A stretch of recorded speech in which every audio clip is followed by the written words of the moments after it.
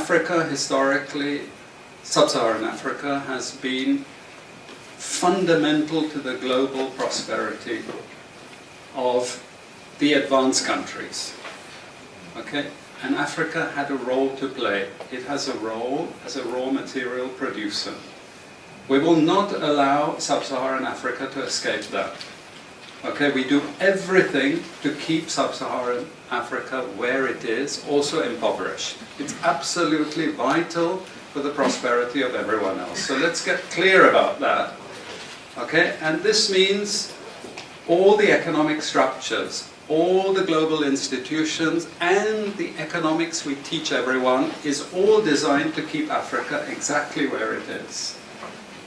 And whether it is Europe or US or now China, it's always the same. We need Africa to be impoverished because we need those raw materials and we need them dirt cheap. Okay, so that's the message. It doesn't mean to say that there's nothing Africans can do. Of course there is. Okay, but this is the opposition that they're fighting. This is what it's about. Because if Africa does do something different, I assure you living standards of all those in Europe and North America and Asia is going to fall. Okay? And that is a big price to pay. I assure you that the West is not going to allow that without a big fight. Okay, so this is what it's fundamentally about. What I want to show you is how these structures are operating. It's just 20 minutes, so we can't do very much, but just to give you a little bit of an idea. And why I keep the ideology part there is because we are part of the producers of ideology. At universities and academic institutions, we are complicit in this whole enterprise. Okay, so the job of many Western academics is to convince Africans they have to keep doing what they're doing. Okay? And to show them it's your fault that you're poor. It's not our fault. It's your fault that you're poor. You know? So this is what we do in academic institutions, and I want to show that as well. We just start. This is what it's basically about, so you know what it's about. But I want to just show you the extent to which Africa is specializing in the production of raw materials and basic agricultural goods.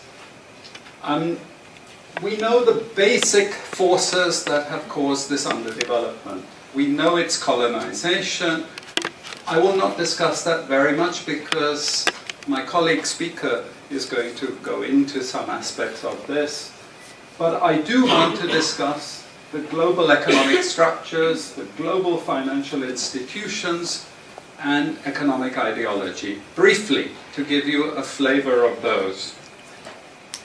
Let me start with this. You can't really see it so easily, but if those of you who are interested, you want the PowerPoint, I'm sure we can make it available to you. But the thing that you really need to see is the top line. Okay? And the extent of dependency is captured by this statistic at the top.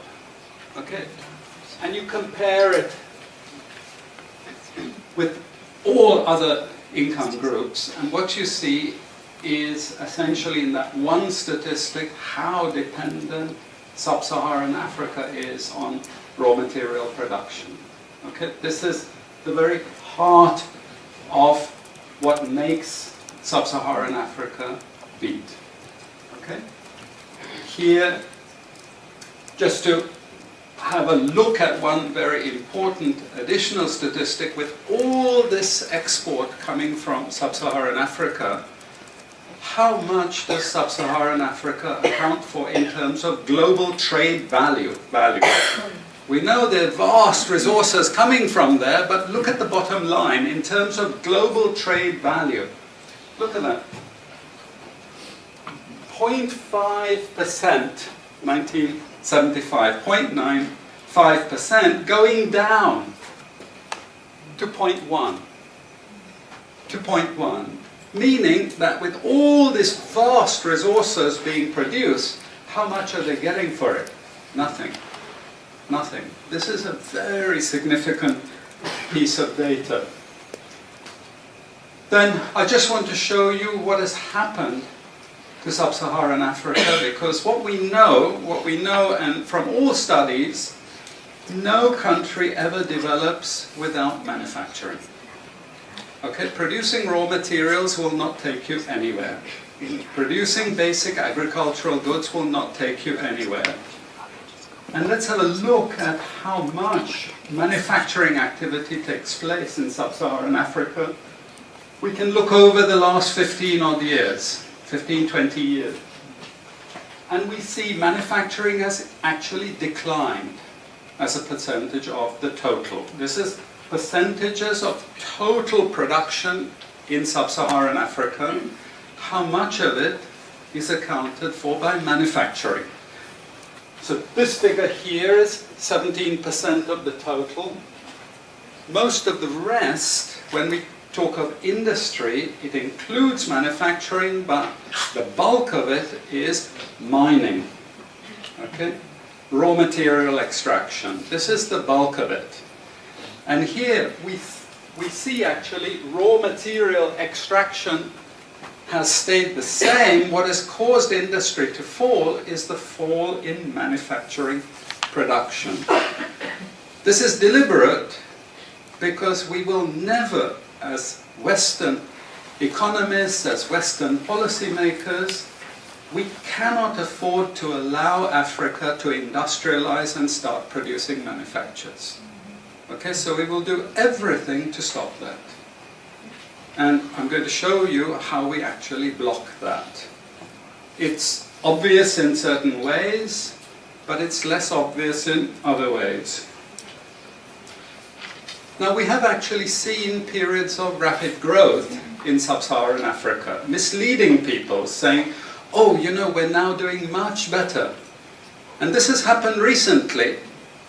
Recently, I've had students come and tell me, we've done much better now. And you can see growth rates rose quite sharply in recent times.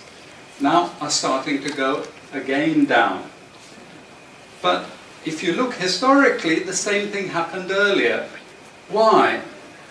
Because in these two periods, we had East Asian rapid industrialization processes. So in the earlier period, we had Japan and Korea and Taiwan. Okay, rapid growth, sucking in raw materials from Africa, driving up the prices, and then sub-Saharan African countries grew. Exporting raw materials, they grew. But after those countries finished industrialization, then sub-Saharan African growth rate again fell. Okay, but along comes China. Next wave. Okay, again, sub-Saharan African growth rises, but now China is going down. As many of you now know from the press, China is going down. But sub-Saharan Africa is going down even faster. And we're going to go back to where we were again, with very low prices of raw materials, very low growth rates, and again, the sorts of poverty that we saw once before. Because, bottom line, sub-Saharan Africa is condemned to this role. Just the supplier of raw materials, not a manufacturer. Very recent data showing emerging markets that produce raw materials against emerging markets that produce manufactures. And you can see now with the weakness in the global economy, it's the emerging markets, that's the red line, it's those countries that are suffering the most, the emerging markets producing raw materials. They're suffering the most. And here it translates into their currencies being butchered. Okay? The currencies are collapsing of these countries, and many of them are sub-Saharan African countries. Some of them are Latin American countries, okay, who also rode that same wave. They thought that raw material production was going to save them. But now they're facing terrible problems. And I'm sorry to say, it's just going to get worse in the next 2 years. It's not going to get any better. And this is what it does in terms of gross domestic product. It's the blue line you should look at. It's the blue line compared with the red line. And what we know is that blue line is really going to go down sharply in the next 2 years. Okay, so relative to the rest of the world, sub-Saharan Africa is going to suffer. Again, why? Because it's condemned to this raw material production. This is basically why. How is it condemned to that? Well, the first and most important is the economic structures. After colonization ended, we needed new structures to keep these countries where they were. Okay? And the first of those is aid. Okay? We give them aid. Aid for what? Actually, we give them aid to keep repressive regimes in power. That's all. Okay? We're not giving them aid for much more except a little bit of infrastructure to make sure those raw materials get to the ports and are gotten out of the ground. But for the most part, we give repressive regimes money and power and guns to keep that system going. This is what it's fundamentally about. All the hypocrisy about transparency and democracy and bullshit like that, it's all bullshit.